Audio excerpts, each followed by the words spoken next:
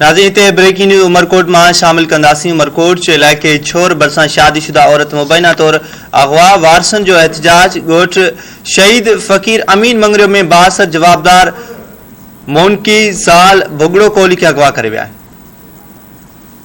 औरत के वारसन एहतजाज कंदे चयो आहे त जवाबदारनि ख़िलाफ़ कार्रवाई करे औरत के बाज़ियाब कराए ॾिनो वञे। ब्रेकिंग न्यूज़ अवां सां शेयर कयूं पिया। बरकोट जे इलाइक़े छोर भरिसां शादीशुदा औरत मुबैना तौर अगवा थियण जो मामलो साम्हूं आयो आहे। वारसन जो एहतजाज। ॻोठ शहीद फ़कीर अमीन मंगरियो में 62 जवाबदार मोनकी ज़ाल भुगड़ो कोहली के अगवा करे विया आहिनि। अपडेट मालूम कंदासीं। सोहेल कुंभार असां सां टेलीफोन लाइन ते मौजूद आहे। सोहेल, आगाह कजो इन हवाले सां। जी बिल्कुल अमरकोट छोड़ शहीद फकीर अमीन मंगरियो वो 62 जो शादीशुदा नारी है उनके अगवा करे छोर भरसा गोट शहीद अमीन फकीर मंगरी में गोट 62 शादीशुदा नारी मोनकी ज़ाल भुगड़ो कोहली के अगवा करे खणी आहिनि।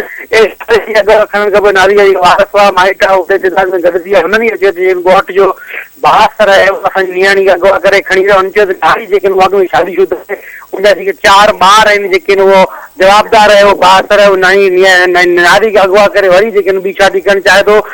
वारसनि जे जेके रड़ियुनि ऐं कुकनि खां पोइ जेके इलाइक़े वारी गॾु थी आहे उन्हनि जेके छोर पुलिस केतिरा आहिनि अञा ताईं जेके नारी वापसि न आहे थी सघी। ऐं ॻोठ जे जेके कोहली बिरादरी जा माण्हू आहिनि जेके रवासी आहिनि उते जा हुननि जे चवण त असांखे नारी आहे असांखे बाज़ियाब कनि। इन हवाले सां जेके उनजा वारस आहिनि उहे जेके 62 जो 62 वेल आहिनि हुननि जो राजूनी तौर ते जेके उहो नारी खे वापसि करण लाइ कोशिशूं हलंदड़ आहिनि।